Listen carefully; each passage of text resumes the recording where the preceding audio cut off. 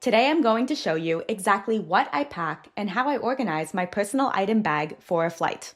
I've taken hundreds of flights, and this is the exact system that I've perfected to stay comfortable, stress-free, and fully prepared no matter how long the flight is.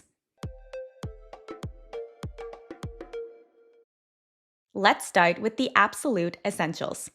These are the items that should always go in your personal item bag, not your carry-on suitcase, because there's always a chance that your carry-on is going to get checked in at the boarding gate. These are the things that you are going to want to have access to 24/7. First up, your travel documents. This includes your passport as well as any other travel documents that will need to be with you at all times. I also keep my wallet with my ID, credit cards, and some US cash, but here's a pro tip. Remove all of the unnecessary things like your Costco card or library card or loyalty cards before you travel. If you don't need it on your trip, it's just extra weight to carry around. And if you do end up losing your wallet or having it stolen, which hopefully never happens, you will have fewer things that you need to replace. Less damage done. Next, you'll want to pack all of your prescription medications, plus a few key non-prescription medications like Tylenol or Gravol. This is especially important for any medications that you take on a daily basis at the same time each day, whether that's anxiety medication or birth control, and you definitely want these things in reach during the flight. If you wear glasses or contacts, these should stay with you in your personal item bag as well. And here's something that a lot of people forget: travel insurance information and emergency contact numbers. Yes, I would still recommend that you bring a paper backup of both of these. My phone has died at spontaneous times or glitched in absolutely terrible moments, and I don't know about you, but I don't have any friends or family phone numbers memorized by heart, and if I was using someone else's phone, I would have no idea how to reach them, let alone who to call in an emergency situation, except for 911 in North America and 112 in most of Europe. And a basic but 100% necessary item to always have in your personal item bag is a pen. You'll likely need it to fill out a form on the plane or when you arrive and you need to go through customs or immigration at your destination. Don't be the person that is asking to borrow a pen from strangers or the flight attendants. Now let's talk about tech. And this is where organization becomes crucial. I pack all of my electronics in a dedicated tech pouch, which I'll touch on a little bit more in the next point. And here is my packing system. You want electronics, as well as anything else that's valuable, breakable, or expensive, to be with you at all times. And be sure to fully charge all of your devices the night before your flight. If you end up with a dead device, you could be unintentionally raw dogging your next flight. Not fun.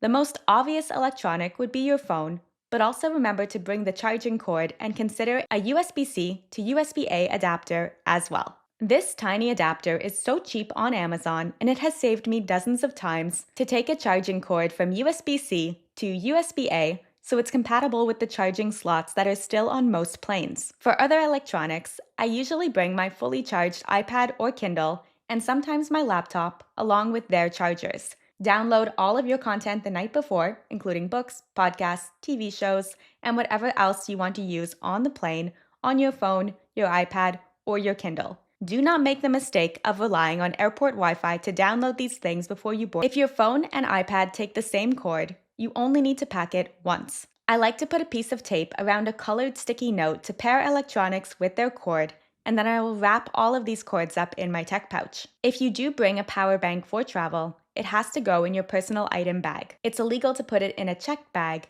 and some airlines, like Southwest, are even cracking down on you having a power bank in your carry-on suitcase, since that's being placed in the overhead bin where it's going to be out of reach. For headphones or earbuds, I will bring both a wired set that I can use with the entertainment seatback system, as well as a wireless Bluetooth set that I could use with my own device. I use wireless for my own devices, but I bring a decent pair of wired headphones for the airplane entertainment system, since some airplanes now charge a fee for headphones, and even if you get them for free, or you pay for them, they're going to be quite terrible quality. Some planes are rolling out Bluetooth connection to the seatback, which is awesome, but it's not widely available yet, and it can be kind of faulty. So it's always a good idea to bring your own set of wired earbuds to use with the entertainment system, as opposed to relying on the hope that you might have a Bluetooth connection. I also use a small packable day bag for all of my bathroom essentials. I choose to use a packable day bag as opposed to some other pouch because it's going to be useful during my trip too. I've historically packed one of these travel folding toothbrushes along with a travel-sized toothpaste. However, I have recently been introduced to Colgate Wisps, which are essentially these disposable toothbrushes that have the toothpaste built into them. These are game-changing and definitely what I will be using on future flights. I also pack one of these tiny, lightweight folding combs. I think I got this one from a hotel, but you can find them on Amazon for very cheap. I'll also pack floss sticks as well as makeup removing wipes. And here's a hack if you don't have any of these wipes. You can take a liquid makeup remover and then soak it into a cotton pad as a sneaky hack to get this through airport security, since it no longer counts as a liquid once it's been soaked into that pad. And speaking of pad, ladies, this is a good place to also stick some feminine hygiene products. Travel and changing time zones can really throw off your body clock, so even if you aren't expecting Aunt Flo, do people still say that? You will want to put a tampon or a pad or something similar in this bag so you have it. I will also throw in a small compression cube that contains one complete outfit, which in my case is usually made up of pieces by today's video sponsor, HALARA. And here's why having that backup outfit is so crucial. I can't tell you the number of times a flight attendant has been serving drinks and something spills, or you accidentally spill something on yourself during a flight. You do not want to sit through an entire flight with coffee on your lap or sticky Diet Coke down your shirt. HALARA clothing is perfect for a budget-friendly plain outfit as well as for your backup outfit, since you want both of these to be comfortable, versatile, and also something that you would actually wear during your trip as well as on the flight. I love HALARA because you can find multifunctional pieces that look great and feel incredibly comfortable. You can find everything from stretchy jeans to active dresses to cozy, lightweight pants. There are also colors that are going to flatter every skin tone and size options that will work with every body type. I personally stick their vacation pants in as part of my backup clothing set since they're stylish enough to wear out to dinner, but also comfortable enough to sleep in if you needed to. They're also so lightweight that I can army roll them into a tiny plastic bag, taking up virtually no space inside my personal item bag. I'll leave a link down in the video description where you can check out HALARA clothing for yourself, and then don't forget to use the code TRAVEL at checkout for an additional discount on their already ridiculously affordable clothing. Now let's move on to comfort and miscellaneous items that are going to make your flight infinitely better. I'll always pack a collapsible water bottle. It takes up no space when empty, and you can fill it after security. But here's where I get a little bit extra. I'll also bring a wide mouth thermos. It does take up space, but I have so many uses for it that it's going to be worth it. I'll use it for regular water, as well as hot water, as well as instant oatmeal or instant soup during the flight, you name it. It's so versatile that it earns a space in my bag every flight. Sanitizing wipes are also a must.